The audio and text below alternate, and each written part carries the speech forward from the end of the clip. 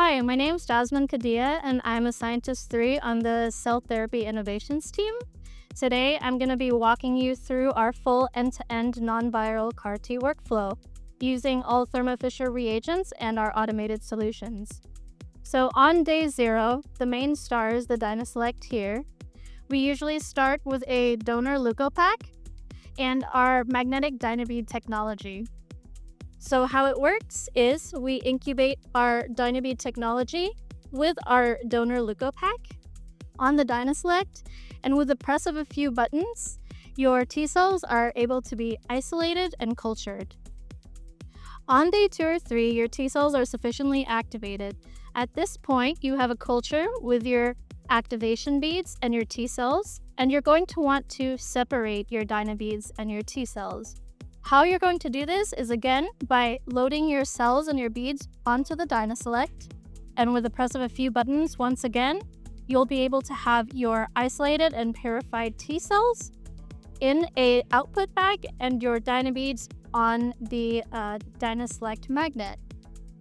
From there, your purified isolated T cells can be transferred to a physically welded line to the Rotea input bag, where you can perform an automated and closed buffer exchange of your T cells into genome editing buffer with your Cas9 RNP. From there, your cells can then be transferred onto the Xenon Electroporation system. This is where we non-virally genetically modify our CAR T cells. Now, the Xenon has both a single-shot capacity as well as a multi-shot capacity, with pre-programmed protocols integrated into the Xenon system. Here, you have your genetically modified CAR T cells, and now you're going to want to expand them in either a G-Rex or large bioreactor stir tank. After your T cells have sufficiently expanded to your appropriate cell numbers, you can then go onto the Rotea and perform a harvest of your final cells.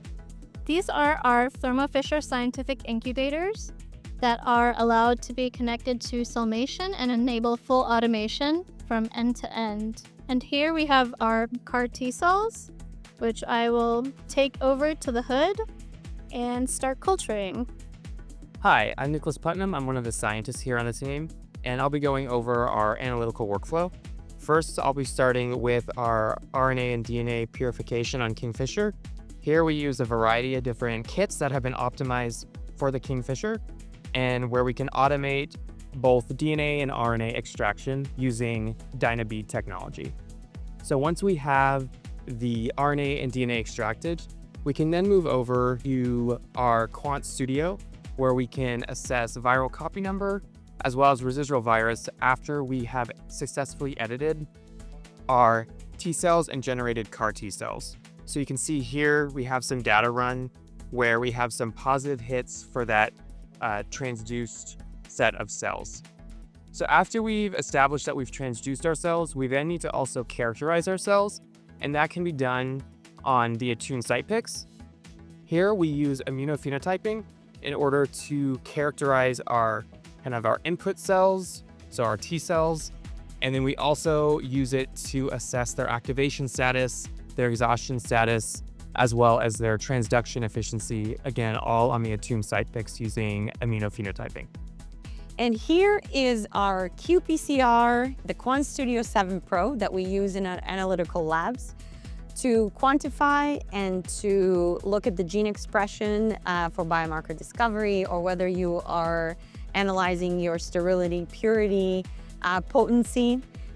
The Quant Studio 7 Pro runs your 96 well plate, but as well as U384, and it's a critical instrument for your identification of your transgene. When you're developing your cell therapies, this is going to be the instrument where you're looking at the gene expressions and utilizing the TACMan assays and master mixes, and more than 2.8 million of assays and master mixes that are predefined for you. You'll be able to look at the inflammatory profile of your cells, but also to identify those biomarkers that are correlated with efficacy. The Quant Studio 7 Pro also will give you the ability to look at your potency, biosafety, sterility, as well as efficacy.